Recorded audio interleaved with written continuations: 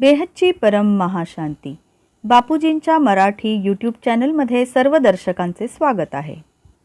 आपण सध्या अनंतभाई आणि ज्योतिप्रकाश भाई यांच्या पॉडकास्टची सिरीज पाहत आहोत, ज्याचे शीर्षक आहे क्वांटम फिजिक्स आणि classical physics understand energy science with spiritual podcast with Anantbhai and Jyotiprakash भाई.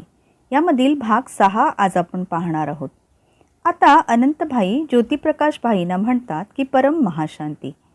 भाई, आता आम्हाला असं सांगा की हे जे आपण टेलिपोर्टेशनबद्दल बोलत आहोत की मंगळ ग्रहावर असलेल्या दगडाला ते लोक वेव्हमध्ये बदलून इथे म्हणजेच पृथ्वीवर पाठवतात आणि इथे येऊन तो पुन्हा दगडासमान होऊन जातो, हे भविष्यात शक्य होईल का? ज्योतिप्रकाश भाई पण परम महाशांती म्हणत पुढे म्हणतात की हो, हे भविष्यात शक्य होऊ शकेल. कारण असे पहा की आपण कधीतरी डाटा ट्रान्सफर करतो तेव्हा आपण हे अनुभवतो ना. यावर हा डाटा फिजिकल तर नाही आहे ना, अशी शंका काढली असता ज्योतिप्रकाश भाई म्हणतात की अशा वेळेस जास्तच ऊर्जा खर्च होते. आपण एक दगडाचे उदाहरण पाहिले असता. हा दगड मातीच्या कणांपासून बनलेला आहे आणि त्याच्या आतमध्येच जलतत्वाचे कण सुद्धा आहेत. जेव्हा आपण त्या तत्वांना कन्व्हर्ट किंवा परिणमन करतो तेव्हा सूक्ष्ममध्येच कन्वर्ट करतो, म्हणजेच सूक्ष्म वायू किंवा सूक्ष्म आकाश तत्वांमध्ये कन्वर्ट करतो. आणि यासाठी आपल्याला खूप शक्ती खर्च करावी लागते. पण खरं तर शक्ती वाया जाते, कारण हा दगड तर निर्जीव आहे ना. कारण दगडामध्ये काही डाटा असतच नाही. दगडामध्ये डाटा घालणे सोपे नाही आणि सिग्निफिकंट पण नाही, कारण दगडामध्ये खूप एनर्जी घालावी लागेल तेव्हाच तो एका जागेवरून दुसऱ्या जागेवर जाईल. जसे पृथ्वीच्या एका कणापेक्षा सुद्धा जेव्हा आपण 5 तत्वातील शरीराला परिवर्तन करायचे असेल तेव्हा शरीर जाळून टाकले जाते, जे सोपं आहे. पण शरीराला वेव्हमध्ये कन्वर्ट करणे अतिशय कठीण काम आहे. हे खूप मोठे विज्ञान आहे. यासाठी खूप मेहनतीने प्रयोग करावा लागेल की त्याला किती लेवलची ऊर्जा द्यावी लागेल, ज्या ऊर्जेने हे शरीर वेव्हमध्ये कन्वर्ट होईल.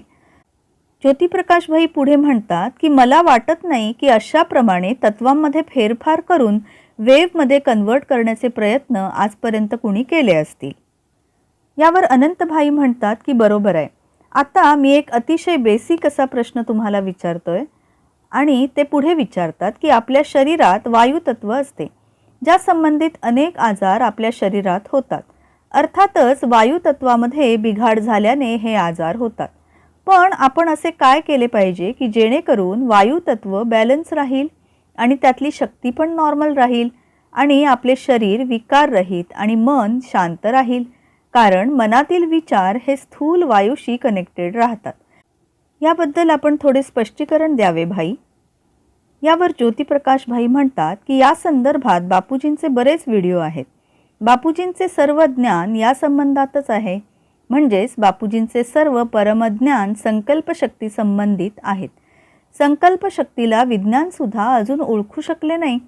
आजकाल बापूजी सोडून इतर जे कोणी आध्यात्मिक गुरु धर्मगुरू आहेत ते सुद्धा अजून संकल्पशक्तीला ओळखू शकले नाहीत. संकल्पशक्तीच्या जोरावरच स्थूलातून सूक्ष्म होणे आणि मोठमोठे चमत्कार करता येतात हे अजून कुणीच ओळखलेलं नाही. आता अनंतभाई विचारतात की संकल्पाला तुम्ही कोणत्या लहरींमध्ये पाहता? आकाशतत्व, वायुतत्व आणि अग्नितत्व यांच्या संकल्पांना आपण कोणत्या रूपात पाहता? यावर ज्योतिप्रकाश भाई म्हणतात की हो, मी तेच सांगू इच्छित आहे. असे संकल्प जे आकाशतत्वापेक्षा सुद्धा खूप सूक्ष्म आहेत आणि जे अतिशय सूक्ष्म आहेत. पण काय केलेले असते की संकल्पशक्ती प्रत्येक आत्म्यानुसार बदलत जाते. कारण की आत्म्याची स्टेज काय आहे? जे स्थूल मन आहे ते स्थूल शरीरातील आत्म्यासोबतच राहते. मनुष्य मनात जो काही संकल्प तयार करतो तो आणि त्यामध्ये ऊर्जा कमी असते, कारण त्या मनात जे संकल्प तयार होतात ते इलेक्ट्रोमॅग्नेटिक वेव्हमध्येच तयार होतात. त्यापेक्षा जास्त संकल्प तयार होणार नाहीत. आता अनंतभाई म्हणतात की बापूजी जे गीतेमधील कॉन्सेप्ट सांगतात ना की संकल्पशक्ती वाया घालवली असता आत्म्याची शक्ती पण कमी होते, तुम्ही पण आत्ता तेच सांगत आहात की शरीर भावात राहून संकल्प तयार होत राहिले तर आत्म्याची शक्ती कमी होते. मला वाटतंय की संकल्प करून शक्ती वाया घालवल्यानंतर आत्म्याची शक्ती पण क्षीण होते. पण याला सिद्ध कसे काय करता येईल? यावर ज्योतिप्रकाश भाई म्हणतात की आपण शरीरात राहून मन, बुद्धी, संस्काराने जे काही कार्य करत असतो ते आत्म्याद्वारेच करतो. मग त्याची ऊर्जा कुठून का येईना? आणि आत्माच केवळ चैतन्य स्वरूप आहे, जो संकल्पांना स्थूल किंवा मूर्त रूप देऊ शकतो, म्हणजेच कोणते तरी कार्य करतो. म्हणून कोणताही आत्मा जो स्थूल देहात राहून संकल्प करत आहे आणि कार्य करत आहे, तो आपली शक्ती व्यर्थ वाया घालवत आहे.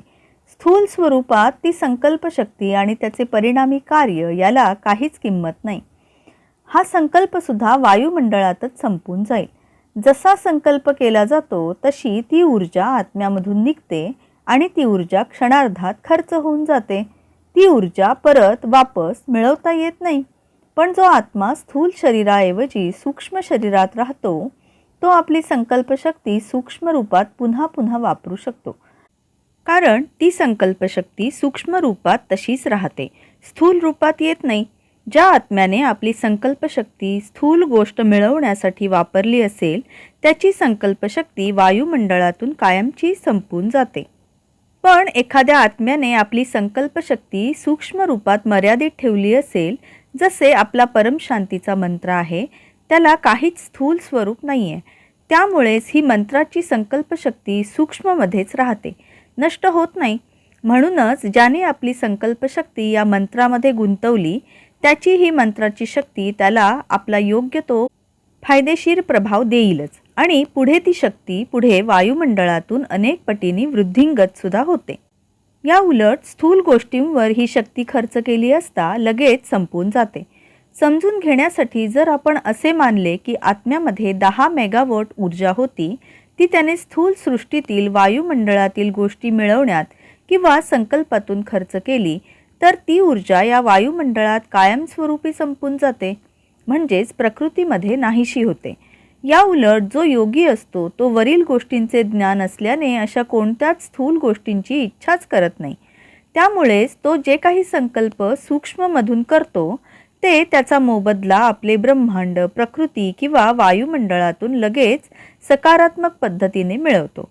जसे आपण बेहदची मुले परमशांतीचा, विश्वकल्याणार्थ जो संकल्प करतो, त्याला कोणतेच स्थूल स्वरूप नसल्याने आपली प्रकृती त्याला वायुमंडळातून रिफ्लेक्ट करते. तसेच ही ऊर्जा द्विगुणित, त्रिगुणित होऊन मल्टिप्लाय होऊन सर्वत्र पसरते. जेव्हा आपण ही संकल्पशक्ती विश्वकल्याणार्थ सूक्ष्ममधून वापरतो, तेव्हा ती अनंत पटींनी पसरते. शिवाय या परमशांतीच्या लहरी भूलोकाच्या वरच्या दुनियेत पण अनंत वेगाने पसरतात आणि आत्म्याची शक्ती वाढवतात. आता अनंतभाई विचारतात की परत फिरून मी त्याच प्रश्नावर येईन की जसे स्थूल वायुतत्व आहे आणि आपल्या शरीरातील स्थूल सूक्ष्म वायुतत्व किंवा कोणतेही तत्व बिघडले असेल तर मन आणि शरीर खूप दुःख भोगते.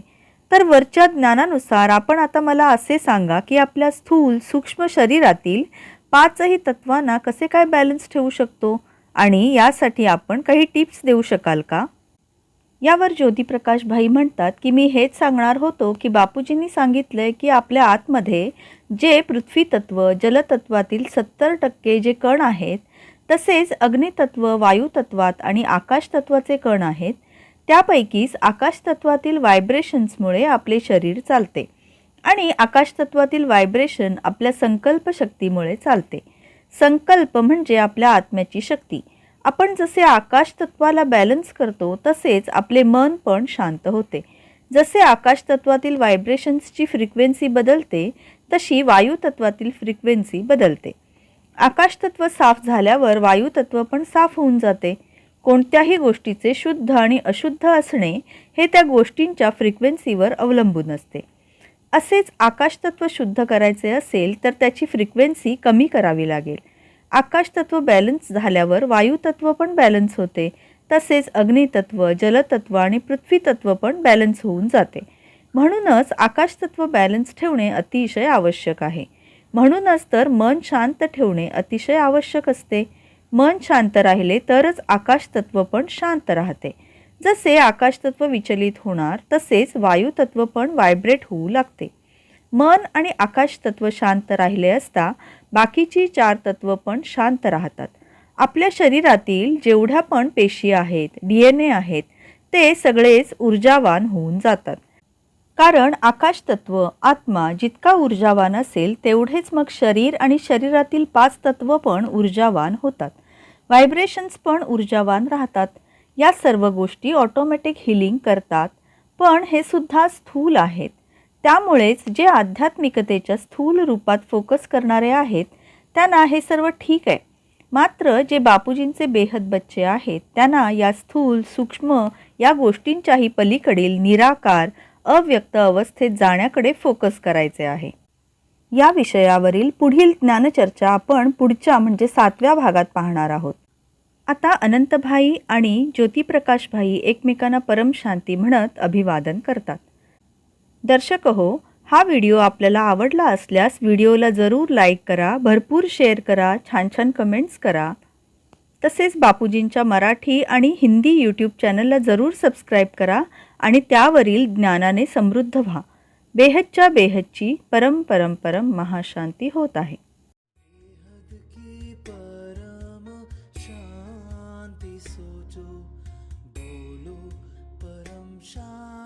Join us daily for our morning live meditation, Monday to Saturday, 5:30 to 6:30 a.m. Join us daily for live meditation, 10 p.m. to 11 p.m. on YouTube Live. Subscribe now. Website www.paramshanti.org. Email us anant@paramshanti.org. Like, share, subscribe. Join today.